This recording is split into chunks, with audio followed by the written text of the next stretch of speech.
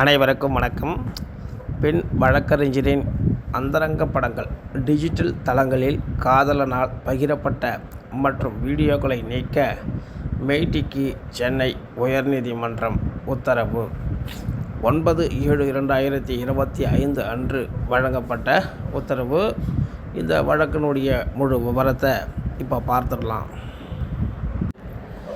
Digital தளங்களில் காதலனால் பகிரப்பட்ட பெண் வழக்கறிஞரின் அந்தரங்க படங்கள் மற்றும் வீடியோக்களை நீக்க மெய்டிஒய்க்கு சென்னை உயர்நீதிமன்றம் உத்தரவு.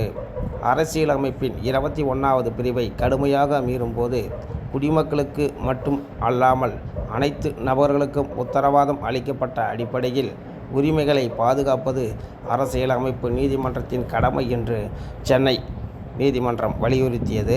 பெண் வழக்கறிஞரின் சம்மதமில்லாமல் நெருக்கமான படங்கள் மற்றும் வீடியோக்களை NCIயை அவரது காதலன் டிஜிட்டல் தளங்களில் பகிர்ந்து கொண்டதை நீக்குமாறு மின்னணு மற்றும் தகவல் தொழில்நுட்ப அமைச்சகத்திற்கு மெய்டிஒய் சென்னை உயர்நீதிமன்றம் உத்தரவிட்டுள்ளது. பாதிக்கப்பட்டவரின் பிரதிநிதித்துவத்தின் பேரில் மெய்டிஒய் நடவடிக்கை எடுக்க வேண்டும் என்றும் சம்பந்தப்பட்ட அனைத்து இடைத்தரகர்கள், வலைதளங்கள், ஆபாச தளங்கள், தொலைத்தொடர்பு சேவை வழங்குநர்களுக்கு அவரது NCIயை சித்தரிக்கும் அனைத்து உள்ளடக்கத்தையும் உடனடியாகவும் தொடர்ச்சியாகவும் கண்டறிந்து நீக்கி தடுக்க அனைத்து பொருத்தமான நடவடிக்கைகளை எடுக்க வேண்டும் என்று ஒரு ரிட் மனு தாக்கல் செய்யப்பட்டது. நாடு முழுவதும் இளம்பெண்கள் எதிர்கொள்ளும் இந்த அச்சுறுத்தும் பிரச்சினைக்கு தீர்வு காணும் முயற்சியில் டெல்லி உயர்நீதிமன்றம் சில வழிகளில் மகத்தான தாக்கத்தை ஏற்படுத்தியுள்ளது. நீதிமன்றத்தால் மேற்கொள்ளப்பட்ட இந்த நீண்ட பயிற்சியை பிரதிவாதி பின்பற்ற வேண்டும். ஏனெனில் அது அதன் குடிமக்களின் அடிப்படை உரிமைகளை பாதுகாப்பது அரசின் கடமையாகும். டெல்லி உயர்நீதிமன்றம் எடுக்கப்பட்ட அவர்களின் சொந்த நிலைப்பாட்டின்படி இணையம் மற்றும் சமூக ஊடக தளங்களில் இருந்து உள்ளடக்கங்களை நீக்குவதற்கு தகவல் தொழில்நுட்ப சட்டத்தின் கீழ் நடவடிக்கை எடுக்க பிரதிவாதிக்கு மட்டுமே அதிகாரம் உள்ளது என்று நீதிபதி N. ஆனந்த் வெங்கடேஷ் தலைமையிலான தனி அமர்வு குறிப்பிட்டது. இந்திய அரசியலமைப்பின் 21வது பிரிவின் மொத்த மீறல் நிகழும்போது குடிமக்களுக்கு மட்டும் அல்லாமல் அனைத்து நபர்களுக்கும் உத்தரவாதம் அளிக்கப்பட்டுள்ள அடிப்படை உரிமைகளை பாதுகாப்பது அரசியலமைப்பு நீதிமன்றத்தின் கடமை என்று பெஞ்ச் வலியுறுத்தியது. மனுதாரர் சார்பாக மூத்த வழக்கறிஞர் அபுதுகுமார் ராஜரத்தினம் ஆஜரானார். பிரதிவாதிகள் சார்பாக மூத்த குழு வழக்கறிஞர் SPCA குமரகுரு ஆஜரானார். வழக்கு பின்னணி: மனுதாரர் உயர்நீதிமன்றம் மற்றும் மாவட்ட நீதித்துறையில் வழக்கறிஞராக பயிற்சி பெற்றவர். கல்லூரி நாட்களில் அவருக்கு ஒரு நபருடன் காதல் உறவு இருந்தது. அந்த நபரை அவளை திருமணம் செய்து கொள்வதாக உறுதியளித்ததால் இந்த உறவு நெருக்கமாகிவிட்டதாக கூறப்படுகிறது. அவர் மீது மிகுந்த நம்பிக்கை வைத்திருந்தார். மேலும் தொடர்ச்சியான வாக்குறுதிகள் மற்றும் உணர்ச்சி ரீதியான கையாளுதல் காரணமாக அவர் அவளை மீண்டும் மீண்டும் பாலியல் வன்கொடுமை செய்ய தொடங்கியதாக கூறப்படுகிறது. அவரது வார்த்தைகளை நம்பி உடல் ரீதியான நெருக்கம் ரகசியமாக படம் பிடிக்கப்பட்டு இணையம் மற்றும் பிற டிஜிட்டல் தளங்களில் பரப்பப்படுவதை அறியாமல் தன்னை ஒப்புக்கொண்டார். அவரது காதலன் பலமுறை வீடியோக்களை பகிர்ந்து கொண்டதாகவும் அவை பல்வேறு டிஜிட்டல் தளங்களில் பதிவிறக்கம் செய்யப்பட்டு மீண்டும் பதிவேற்றப்பட்டதாகவும் குற்றம் சாட்டப்பட்டது. அந்த வீடியோக்கள் மீண்டும் பகிரப்பட்டு ஆபாச வலைத்தளங்கள் மற்றும் சமூக ஊடக தளங்களில் காட்டப்பட்டன. மனுதாரரின் தோழி ஒருவர் இதுகுறித்து அவருக்கு தகவல் தெரிவித்த போது மனுதாரருக்கு இதுகுறித்து தெரிய வந்தது. இதனால் மனமுடைந்த அவர் இந்திய தண்டனை சட்டம் 1860, IPC, பாரதிய நியாய சங்கீதா 2023, BNS, தகவல் தொழில்நுட்ப சட்டம் 2000, ID சட்டம் மற்றும் தமிழ்நாடு பெண் துன்புறுத்தல் தடை சட்டத்தின் பிரிவு 4 ஆகியவற்றின் கீழ் பல்வேறு குற்றங்களுக்கு FIR பதிவு செய்ய வழிவகுத்தது. மனுதாரரை பாதிக்கப்படக்கூடிய நிலையில் சித்தரிக்கும் சட்டவிரோதமாக பதிவு செய்யப்பட்ட வீடியோ 70க்கும் மேற்பட்ட வலைதளங்கள் மற்றும் பல்வேறு தொலைத்தொடர்பு மற்றும் டிஜிட்டல் தளங்களில் பகிரப்பட்டு பரப்பப்பட்டதாகவும் மேலும் குற்றம் சாட்டப்பட்டது. வீடியோவின் விநியோகம் மற்றும் பரிமாற்றம் மனுதாரர் அதே தொழிலில் உள்ள வாடிக்கையாளர்கள் மற்றும் சகாக்கள் உட்பட பல்வேறு நபர்களால் வீடியோ மற்றும் அதன் உள்ளடக்கங்கள் குறித்து கேள்வி கேட்கப்படும் அளவுக்கு சென்றது. நற்பெயருக்கு ஏற்படும் சேதத்தை கட்டுப்படுத்த உள்ளடக்கத்தை நீக்குமாறு பிரதிவாதியிடம் ஒரு பிரதிநிதித்துவத்தை அவர் செய்தார்.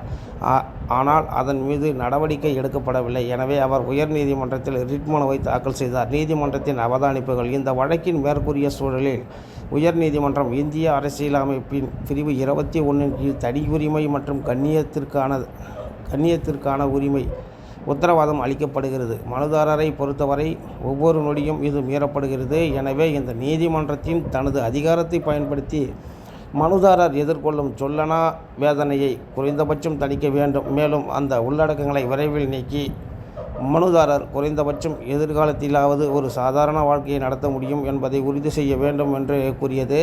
எனவே மனுதாரர் அளித்த புகாரின் மீது உடனடியாக நடவடிக்கை எடுக்கவும், இணையம் மற்றும் டிஜிட்டல் தளங்களில் பதிவேற்ற செய்யப்படும், பகிரப்படும், மீண்டும் பதிவேற்றப்படும், அனுப்பப்படும் அல்லது விநியோகிக்கப்படும் மனுதாரரின் NCIயை சித்தரிக்கும் அனைத்து உள்ளடக்கத்தையும் உடனடியாக கண்டறிந்து அகற்றி தடுக்க சம்பந்தப்பட்ட அனைத்து இடைத்தரகர்கள், வலைத்தளங்கள், ஆபாச தளங்கள், தொலைத்தொடர்பு சேவை வழங்குநர்களுக்கு அறிவிப்புகளை தடுக்க, நீக்க, வெளியிட உரிய நடவடிக்கைகளை எடுக்கவும், அத்தகைய உள்ளடக்கத்தை திறம்பட அகற்றுவதை உறுதி செய்து தற்போது அல்லது எதிர்காலத்தில் எந்தவொரு இணையம் அல்லது டிஜிட்டல் தளத்திலும் மேலும் பரவுவதை தடுக்கவும் நீதிமன்றம் உத்தரவிட்டது.